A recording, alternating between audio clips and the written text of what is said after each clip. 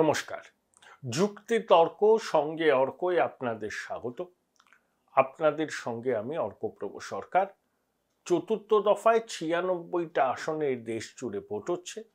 তার মধ্যে পশ্চিমবঙ্গের ৮টা আসন, বহরমপুর, কৃষ্ণনগর, রানাঘাট, বর্ধমান পূর্ব,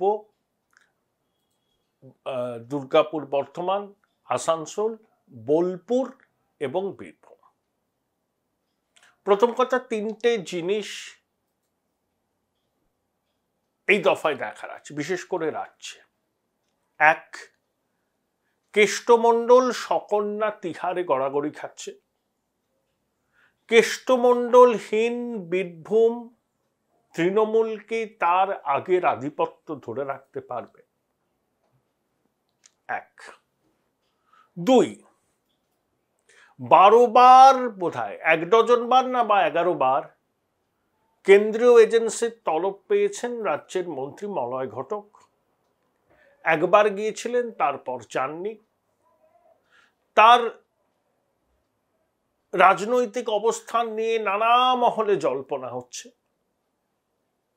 আসানসোল লোকসভা কেন্দ্রে এবার প্রার্থী শত্রুঘ্ন সিনহা, যিনি উপনির্বাচনে ৩ লক্ষের উপর ভোটে অগ্নিমিত্রা পালকে হারিয়েছিলেন, তিনি কি আসনটা ধরে রাখতে পারবেন? এবং আসানসোলের ভোট যুদ্ধে মলয় বাবুর ভূমিকা কি হবে? ৩,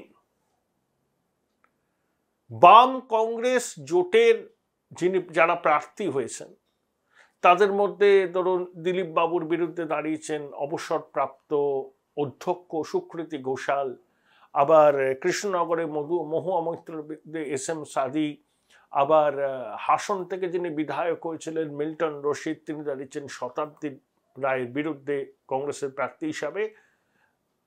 তারা কতটা ফলাফলকে প্রভাবিত করতে পারবে?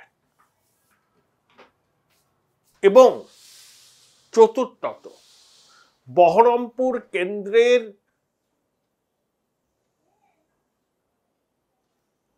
ফলাফলের কতখানি প্রভাব ফেলতে পারবেন কার্তিক মহারাজ? এই 4টে বিষয় খুব গুরুত্বপূর্ণ। প্রথমে ধরুন, আমার পার্সোনাল ধারণা, পরে আমি বিস্তারিতভাবে আপনাদের বলবো। একমাত্র বর্ধমান পূর্ব আসনটিতে তৃণমূলের জয় নিশ্চিত, আর কোনো আসনে তৃণমূলের জয় নিশ্চিত নয়।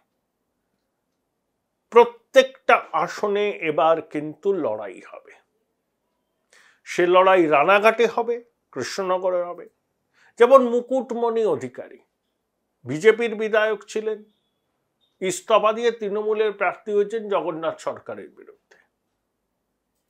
তার স্ত্রী আবার বিজেপিতে যোগদান করলেন।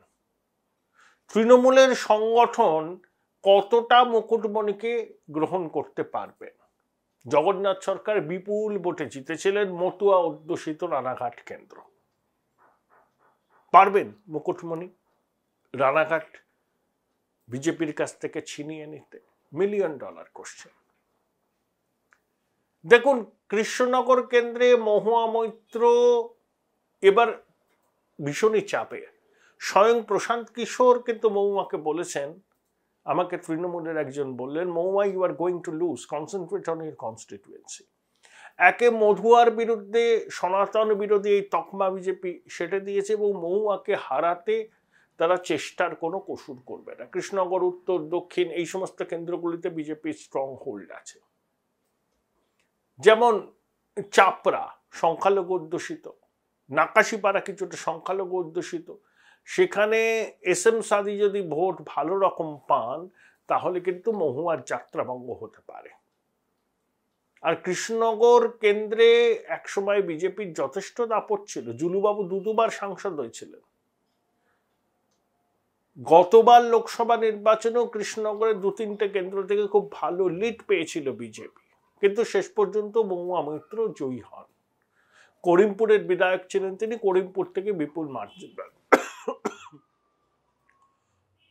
এবার আসুন বোলপুর।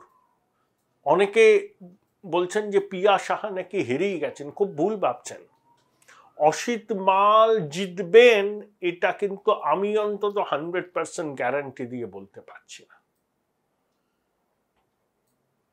তলায় তলায় এমন চোরাস্রোত বইছে তৃণমূলের যে 4 তারিখ বেলা 12টার আগে বলা সম্ভব নয় নিশ্চিতভাবে যে বোলপুর কেন্দ্রে অসিত মাল পুনরায় জয়ী হবে। বর্তমান পূর্বের ক্ষেত্রে আমি বলতে পারি সেখানে ডাক্তার শর্মিলা সরকার নিশ্চিতভাবে জয়ী হবে। দেখুন, শতাব্দী রায় আগের বারেও কঠিন চ্যালেঞ্জের মুখে পড়েছিলেন। সাঁইথিয়া, দুবরাজপুর, সিউড়ি, রামপুরহাট কেন্দ্রে তিনি পিছিয়ে ছিলেন, কিন্তু হাসন, নলহাটি, মোরারই থেকে তিনি এগিয়েছিলেন। এবার মিল্টন দাঁড়িয়েছেন। মিল্টন কিন্তু খুব জনপ্রিয়, বিধায়কও হয়েছিলেন 2016 সালে। তাই মিল্টন যদি মুসলমান ভোটের ভালো থাবা বসাতে পারেন ভিক্টরের মতো, তাহলে কিন্তু শতাব্দী রায় প্রবল চাপের মধ্যে পড়বে। দেখুন, অনেকে বলছেন মেদিনীপুর থেকে দিলীপ বাবুকে কেন দুর্গাপুর বর্ধমানে সরানো হলো। মেদিনীপুরের থেকে দিলীপ বাবুর অবস্থান এখানে অনেক মজবুত। ওখানে কুর্মী সম্প্রদায়ের একটা অংশের একটা বিদ্রোহ, সেটা দিলীপ বাবু ভালো করে ট্যাকল করতে পারেননি, এবং তার বিষয়টা তো সহজ ছিল না মেদিনীপুরে, সেই জন্যই তাকে ট্রান্সফার করা হয়েছে বর্তমান দুর্গাপুরে। সংঘের প্রচারক হিসাবে তিনি ওই অঞ্চলে দীর্ঘদিন ছিলেন। ওখানে লক্ষণ গড়ুই সহ যারা আছেন তারা দিলীপ বাবুর ঘনিষ্ঠ। সর্বোপরি মোদি হাওয়া এবং দিলীপ বাবু কর্মী সমর্থকদের মধ্যে কিন্তু খুব জনপ্রিয়, এটা নিয়ে কোনো সন্দেহ নেই। আর দিলীপ বাবুর ইলেকটোরাল লাক খুব ভালো। 16 সালে তিনি বিধায়ক হয়ে গেলেন, চাচাকে হারালেন জ্ঞান সিং সোহনপাল, 19-এ মানস ভূঁইয়াকে হারালেন, এবার 24-এ তিনি প্রতিদ্বন্দ্বিতা করছেন। দেখুন, কীর্তি আজাদ দাঁড় ভাঙার লোক, 83-র বিশ্বকাপ জয়ী দলের সদস্য, তার বাবা ভগবান ঝা আজাদ বিহারের মুখ্যমন্ত্রী ছিলেন। তো কীর্তি আজাদকে ওখানকার মানুষ পাবেন, সময়ে অসময়ে কিছু দরকার হলে কীর্তি আজাদ কিন্তু পাবেন না। সেখানে দিলীপ ঘোষ তো অ্যাভেলেবেল থাকবেন, এবং কীর্তি আজাদকে নিয়েও তৃণমূলের মধ্যে খুব একটা স্বস্তির ভাব নেই। অনেকেই প্রার্থী হিসাবে কীর্তি আজাদকে বহিরাগত বলে মনে করছেন। ধরুন আসানসোল কেন্দ্রের উপনির্বাচনে শত্রুঘ্ন বিপুল ভোটে জয়ী হয়েছিলেন। পাণ্ডবেশ্বরে নরেন্দ্রনাথ চক্রবর্তী, যিনি জিতেন তেওয়ারিকে হারিয়েছিলেন 21-এর ভোটে, তিনি 1 লক্ষের উপর বেশি ভোটে লিড দিয়েছিলেন। জিতেন্দ্র তিওয়ারি, তার কন্যা তখন গুরুতর অসুস্থ ছিলেন, ভোটের আগে 8-10 দিন এলাকাতে থাকতে পারেননি। এবার কিন্তু বিষয়টা তা নয়। তা অনেকে বলেন যে জিতেন তিওয়ারি চাননি অগ্নিমিত্রা পাল মনোনয়ন পাক, সেই জন্য তিনি সচেতনভাবে মাথা ঘামাননি এই নির্বাচনী লড়াই। এবার বিষয়টা কিন্তু আলাদা। জিতেন তিওয়ারি একটা জিনিস জানেন যে আসানসোলে সুরিন্দর সিং আলুওয়ালিয়াকে তিনি যদি জেতাতে না পারেন, তাহলে আগামী দিনে পাণ্ডবেশ্বরের টিকিটটিও তার অনিশ্চিত হয়ে পড়বে। এবং আলুওয়ালিয়া কিন্তু ওখানকার ভূমিপুত্র, তিনি তাপস ব্যানার্জির জামাই। Join Indian Institute of Hotel Management now. Right choice, right decision. ও রাহুল গান্ধীর শাউটিং ব্রিগেডের সদস্য ছিল, রাজ্যসভায় ছিল, পরে বিজেপিতে যান। সুষমা স্বরাজের অত্যন্ত ঘনিষ্ঠ ছিলেন।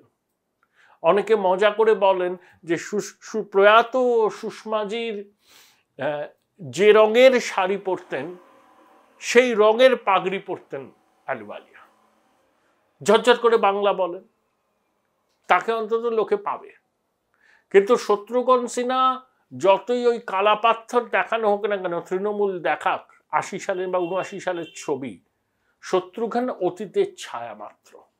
তিনি এমনিতেও অসুস্থ এবং একেবারেই অ্যাক্সেসিবল নন। এবং 2014 এবং 19-এ দুবারই আসানসোলে মানুষ বিজেপির পক্ষে রায় দিয়েছে। বাই ইলেকশনে শত্রুঘ্ন জিতেছিলেন, সেই ফলাফলের পুনরাবৃত্তি হওয়ার সম্ভাবনা কম। এবার আসুন বহরমপুর। দেখুন 2014 সালে ইন্দ্রনীল সেনকে 3 লক্ষেরও বেশি ভোটে হারিয়েছিলেন অধীর। 2019-এ সেই ব্যবধান কমে দাঁড়ায় 79,000 এর একটু বেশি। বহরমপুর বিধানসভার 7টা কেন্দ্রের মধ্যে বড়ুয়া, কান্দি এবং বহরমপুরে অধীরবাবু ভালো লিড পেয়েছিলেন, বিশেষ করে কান্দি এবং বহরমপুরে। কান্দিতে 35,000 এবং বহরমপুরে 89,000 2019।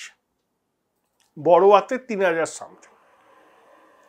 ওদিকে বেলডাঙ্গা, ভরতপুর, রেজিনগর, নওডাতে লিড পেয়েছিলেন তৃণমূলের প্রার্থী। কিন্তু বহরমপুর এবং কান্দির অধীরবাবু যে লিডটা পেয়েছিলেন তাতে অন্য জায়গার ডেফিসিট মিটিয়ে তিনি 79,000-এর বেশি ভোটে জেতেন। তার বিরুদ্ধে প্রার্থী ছিলেন একদা অধীরবাবুর ছায়াসঙ্গী কান্দির বিধায়ক অপূর্ব সরকার ডেভিড।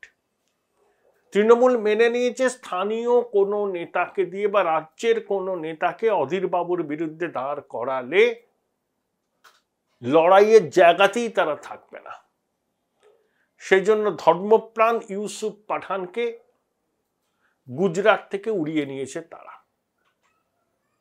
একটি হোটেলে ইউসুফ পাঠান তার টিম থাকছেন। তার ইউসুফের বাবা মসজিদের ইমাম ছিলেন। ইউসুফ ইরফান মসজিদের সংলগ্ন জায়গাতেই থাকতেন বড়রা। তো ধর্মপ্রাণ মুসলমানদের কাছে ইউসুফ পাঠানের কে সামনে রেখে সংখ্যালঘু ভোট কনসলিডেট করছে, চেষ্টা করছে। এবার বিষয়টা হলো যে অধীরবাবুর একটা গ্রহণযোগ্যতা মুসলমানদের মধ্যেও আছে। সেই 99 সাল থেকে তিনি টানা জিতেছেন, 5 বার হয়ে গেছে, এবার জিতলে 6বার জিতবে। এবং বহরমপুরে হিন্দু মুসলমান পাশাপাশি রয়েছেন। কোথাও কোথাও উত্তেজনা হলেও সেই উত্তেজনা হাতের বাইরে চলে যায় না অধীরবাবু থাকার কারণেই, সেটা ওখানকার সবাই মানেন।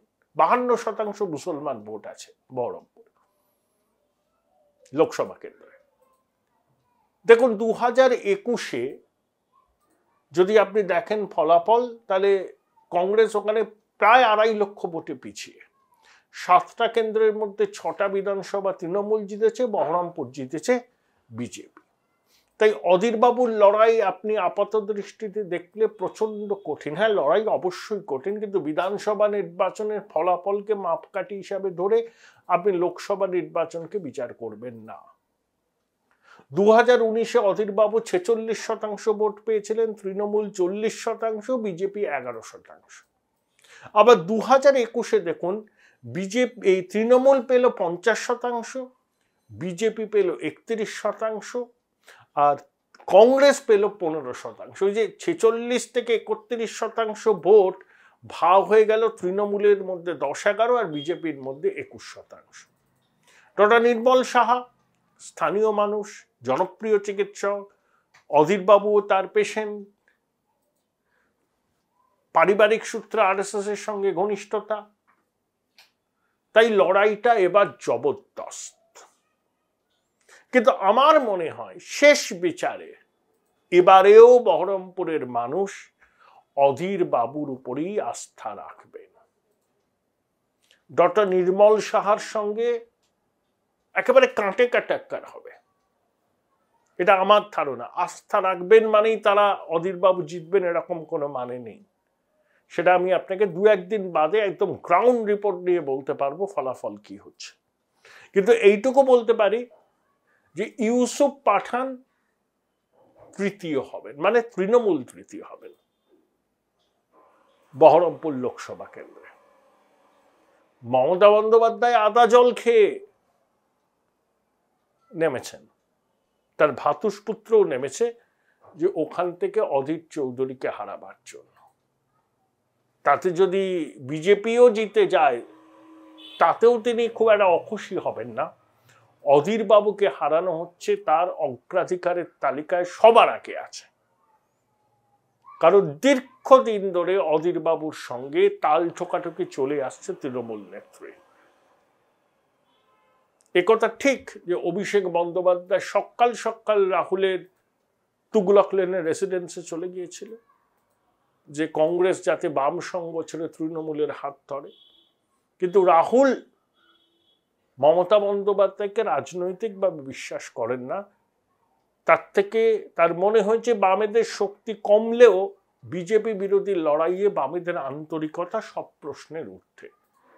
এবং অধীর বাবু বারবার বলে গেছেন যে তৃণমূলের সঙ্গে যদি কংগ্রেস কোনো রকম সমঝোতা করে তিনি নির্দল হিসাবে প্রতিদ্বন্দ্বিতা করবেন। অধীর বাবু এই চ্যালেঞ্জ গ্রহণ করেছেন, যদি এবারের নির্বাচনে তিনি জিততে না পারেন তাহলে রাজনীতি ছেড়ে দেবেন।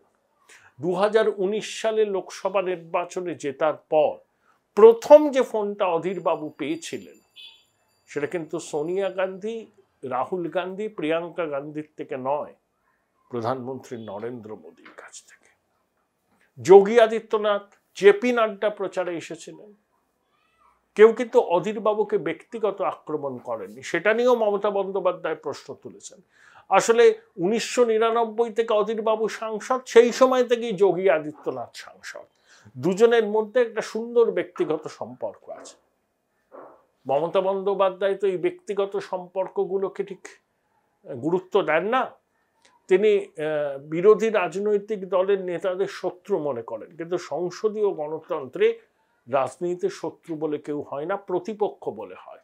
কিন্তু পশ্চিমবঙ্গের রাজনীতি এমন পর্যায়ে পৌঁছেছে যে সামাজিক অনুষ্ঠানে শাসক দলের কোনো প্রতিনিধি ব্যক্তিগত সম্পর্ক খুব মধুর থাকা সত্ত্বেও বিরোধী দলের কাউকে আমন্ত্রণ জানাতে পারেন না। এই সংস্কৃতি পশ্চিমবঙ্গে নিয়ে এসেছে শাসক দল তৃণমূল কংগ্রেস। তাই অধীর চৌধুরীকে হারাবার জন্য সর্বস্ব পণ করে নেমেছেন কিন্তু পিসি ভাইপো।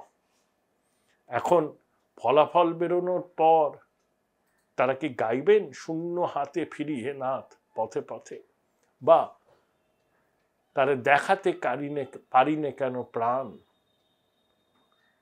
বুঝাতে পারিনে কেন হৃদয় বেদনা। বহরমপুরের মানুষকে এই গানই শোনাতে হবে নবান্নের 14 তলা এবং ক্যামাক স্ট্রিটকে, কারণ এবারও সম্ভবত শূন্য হাতেই ফিরবেন তারা।